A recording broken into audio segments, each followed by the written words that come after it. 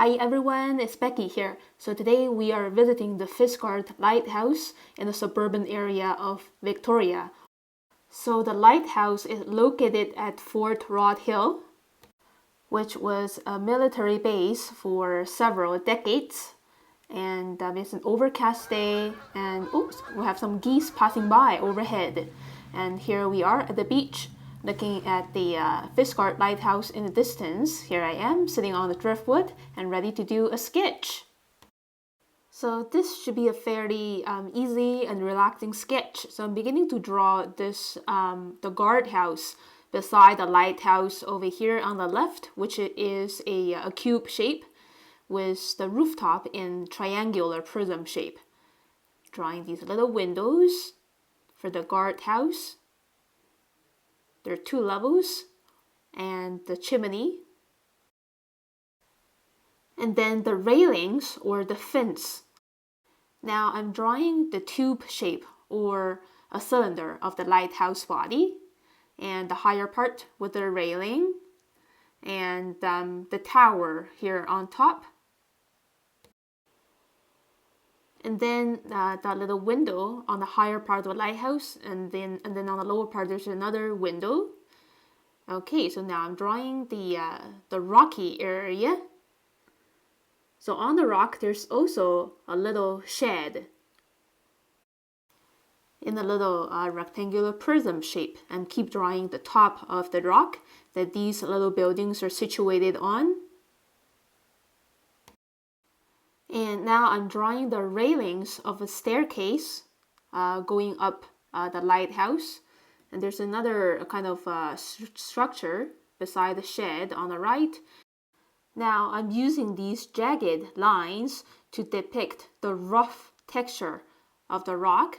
Now using these very quick, almost scribbly lines of irregular circles to draw the rocks of the seawall and also the bottom of the seawall, and then this shoreline dividing the beach and the sea over here, which is really important to give a sense of perspective and three dimension for this piece of land.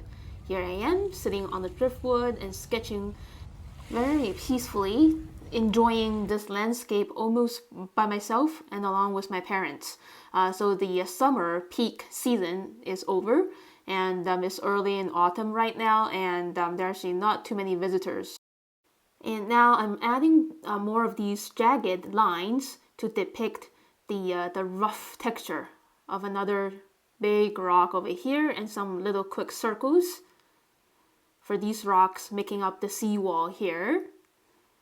This is the way that I add details very quickly, just summarizing these rocks based on my visual sensation rather than just copying every single rock that's on there. And now I'm drawing the contour outline of the isle in the distance and the forest. And on the bottom, adding a bit of ripples. Now I'm starting to draw these very organic shapes of the driftwoods along the shore here. They're pretty small there in the distance. Now as they're getting closer to me, down to the bottom of the paper, they look bigger and thicker. And adding some quick horizontal lines inside these driftwood outlines for the grainy texture of wood, accentuate on the edges and the bottom parts of these woods. And adding some pebbles along the shore here. And adding some final polish on the bottom here, accentuate the rocky areas a little bit better. Some very quick and loose horizontal lines to show the ripples on the surface of the sea. Now I'm ready to paint watercolors. It's actually started to drizzle a little bit, so I had to pause my filming for about 5 minutes and then come back again. So now I'm just wetting the sky area with these thick streaks of yellow ochre with a little bit lemon yellow, super diluted. So I can feel that the sun is trying to push through the clouds. Even on an overcast day, if you look very deeply, you can still feel the warmth, the luminosity of daylight, the sunshine behind the clouds. Now I'm doing wet onto wet, a mix of cobalt blue and royal purple. So this part is really open-ended. You don't have to mix water with black, which is a really dead gray. The sky to me usually is a very dark purple-violet kind of gray, like this, playing with the ratio of cobalt blue and royal purple, using various hand pressure.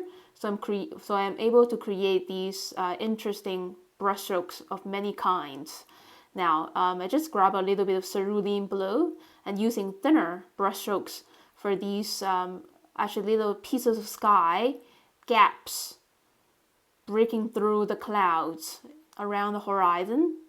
So the clouds and the sky gaps are looking very narrow for the sky area closer to the horizon because of aerial perspective. And now just wetting the first layer for the sea using some leftover green turquoise, super diluted. So now I see the lightest tone or the value on these rocks is yellow ochre, which is very common for landscapes, the rocky areas, and also the exteriors of buildings, catching the luminosity from the sunshine.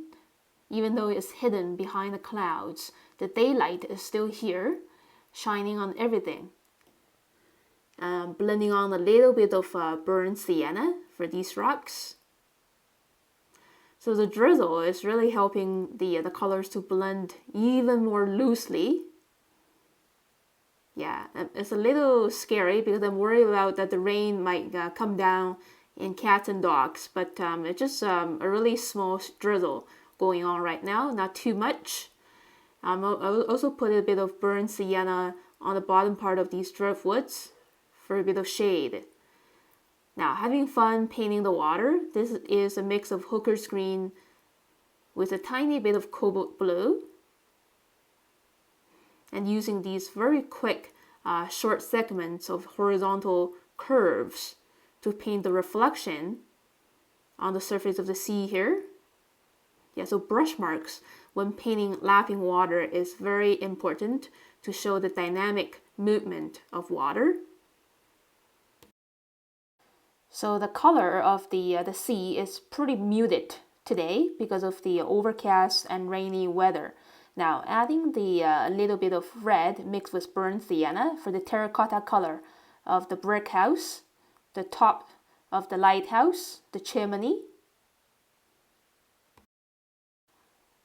and shading the left side of the lighthouse with leftover blue purplish gray. The sun is actually on the right, hidden behind the clouds. And same for the left side of the guardhouse is a more intense terracotta color on the left. The right is facing the sunshine. And the same for the shed. Yeah, the left side should be shaded. Now just keep using the leftover muted colors like the greens and blues to paint the rocks. And another layer for the forest there in the distance. And punching on these diluted greens for the grass growing on these rocky areas. Cleaned my brush to grab some burnt sienna. Diluted a little bit. And the previous wet layer is helping to make these browns really subdued and not way too intense. So on a rainy day, especially here on the west coast, it could be looking a little bit misty. So everything is looking a little bit blurred out, and the contrast is very, very low. So yeah, it could be hard to do a painting on a rainy day or an overcast day with very low contrast. So here I'm just pushing for a bit more contrast for the surface of the sea as well as the rocky areas and the forest in the distance. So I mix a bit more burnt sienna into hooker's green for some even darker shade of green, as well as some burnt sienna mixed with cobalt blue, so it's a darker sepia color. Yeah, just quick little punches for some of these rocks so they pop up even better. Okay, so now I am adding some more extra burnt sienna, especially for the bottom part of these driftwoods, to give them more 3-dimension, using these medium and thin brushstrokes for the grainy texture. It's always a really soothing experience sitting by the sea. And now I'm doing the final polish for my sketch, just adding some more accentuation on the bottom of the land there, using a mix of hooker's green, cobalt blue, and a tiny bit of brown. Okay, so the colors of the sea is really muted on this rainy and overcast day. But I want to accentuate the contrast by doing these ripples a little bit heavier. Yeah, and same for the grassy or the mossy area there in the distance. So on an overcast or rainy day, the shaded areas for objects are usually on the bottom half. For example, these rocks over here. Yeah, just adding some more shaded browns on the bottom of these rock piles. So the look of a water body surface could change from time to time, even within just 1 hour or 2. So I just added some heavier terracotta color for the left side of the guardhouse, and some leftover grays for the pebbly beach. Using some leftover terracotta to paint the reflection of the guardhouse here onto the sea. And so when we're painting water, it's so important to keep the very first layer a really diluted value of blue or turquoise, more or less saturated, depending on the weather. So now I'm adding these thin gaps of sky closer to the horizon. Again, as I mentioned before, because of aerial perspective, the sky gaps and the clouds there close to the horizon, they look very squished. In other words, foreshortened.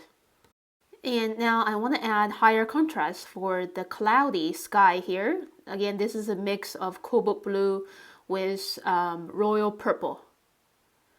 Because it was drizzling, the rain kind of dissolved my paint and making it fade out. So now I'm adding retouches of contrast over here.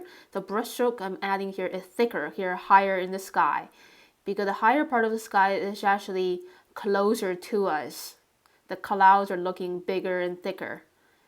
So a little bit more contrast with leftover browns. Yep. And some final polish along the edges and the shoreline. That's it.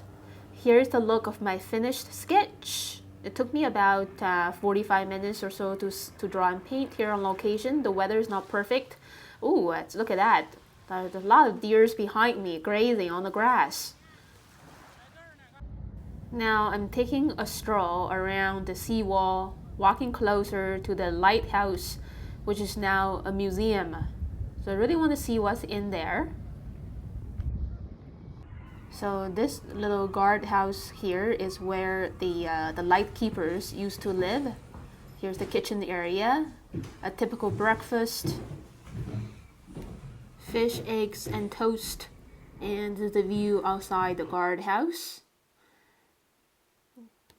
And this is the living room, I guess, with a lot of storage boxes. And I think the bedroom is upstairs.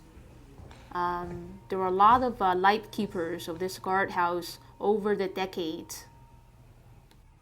So in my next video, I'm going to show you my next stop in the Fernwood community of Victoria, having lunch and then sketching the Belfry Theatre in front of me. So thank you so much for watching this video, everyone. If you like it, please click like and leave me a comment below. Subscribe to my channel for several weekly updates. And I'll see you again very soon next time. Have a great day, everyone. Bye!